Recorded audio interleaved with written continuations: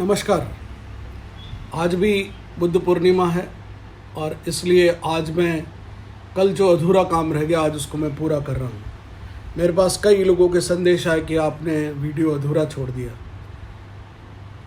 गौतम बुद्ध के निरंजन नदी के किनारे पर जब उनको ज्ञान की प्राप्ति हुई तो उन्होंने एक ही बात, उनका एक ही संदेश था कि सब भीतर है, बाहर कुछ नहीं है।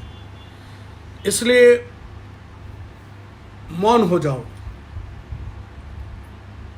और जब सुजाता की खीर उन्होंने ग्रहण की, उनके 5 कुछ शिष्य चले गए, तब वो उस नदी के किनारे स्नान करने गए। तो स्नान करके वापस जब लौट रहे थे तो आके उसी वृक्ष के नीचे बैठ गए। एक ज्योतिषाचार्य उधर से निकले, उसने उन पाँवों के निशानों को देखा, बड़े बड़े पाँव और उन पर रेखाएं बनी हुई रेत पर बन जाती है।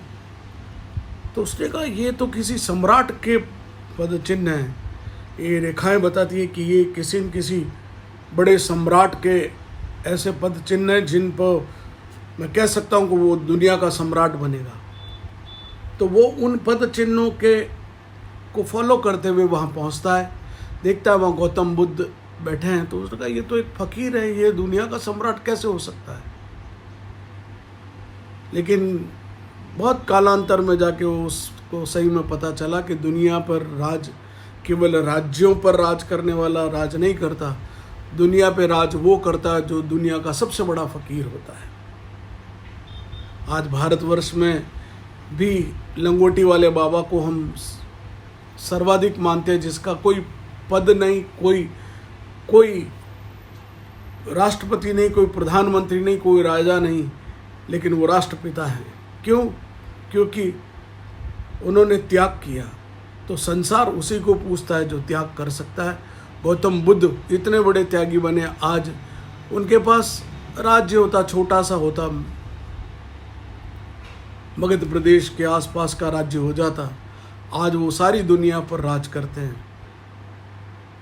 विश्व के बड़े बड़े 25 राष्ट्र आज बौद्ध धर्म को अपनाने वाले छोटे मोटे राष्ट्र, उसमें चाइना, थाईलैंड, जापान, श्रीलंका, ये वो राष्ट्र हैं जो गौतम बुद्ध के धर्म के अनुयायी हैं। गौतम बुद्ध के बारे में बहुत सी बातें प्रचलित हैं। उनमें से एक सबसे बड़ी घटना जो सब लोग पसंद करते हैं, जानने को उत्सुक रहते हैं, पसंद क्या करते हैं, वो आम्रपाली। मूलतः वो उसका नाम था अम्बपाली, बाद में उसको आम्रपाली हो गया। गौतम बुद्ध ने जब उससे प्रथम बार मुलाकात की तो उसका नाम दिया उन्होंने आर्या अम्बा। आर्य का मतलब होता है श्रेष्ठ, अम्बा मतलब आम से जो उत्पन्न हुई। ऐसा माना जाता है कि वैशाली की इतनी सुंदर वो कन्या थी, उसको वैशाली की नगर वधू का नाम दिया गया।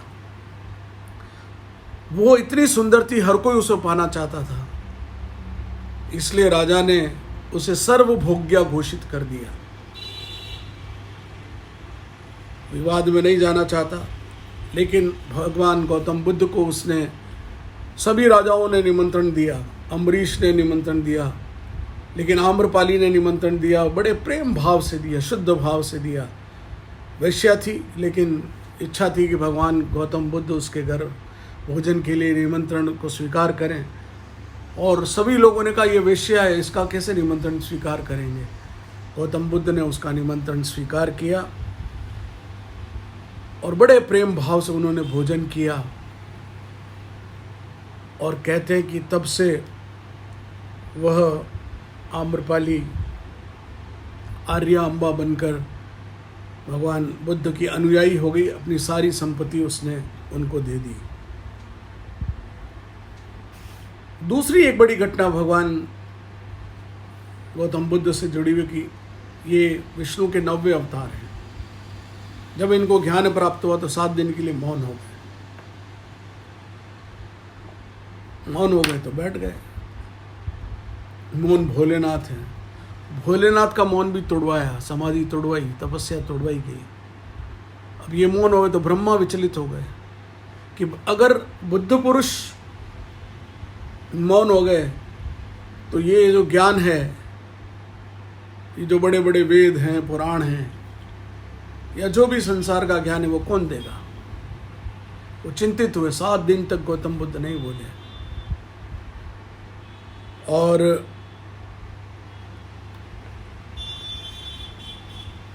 बड़ी विनती करके ब्रह्मा जी ने उनके मौन व्रत को तोड़वाया। सारनाथ में कहते हैं कि पहला प्रवचन गौतम बुद्ध ने वहाँ दिया। आज भी गौतम बुद्ध की बुद्ध पूर्णिमा आज भी है, आज 4:30 बजे तक है, इसलिए आज का वीडियो भी प्रासंगिक है। आप लोगों को मेरे वीडियो पसंद आते हैं, मुझे ज़रूर बताएं। मैं प्रोफेशनल यूट्यूबर नहीं हूँ, मैं तो ज्ञान है तो कभी कभी आपसे बांट लेता हूँ। और कहते हैं सरस्वती के भंडार की बड़ी अनोखी बात, जो जो खर्चे त्यों बड़े, बिन खर्चे घट जात। तो मैं तो ये खर्च करता हूँ। बहुत बहुत धन्यवाद।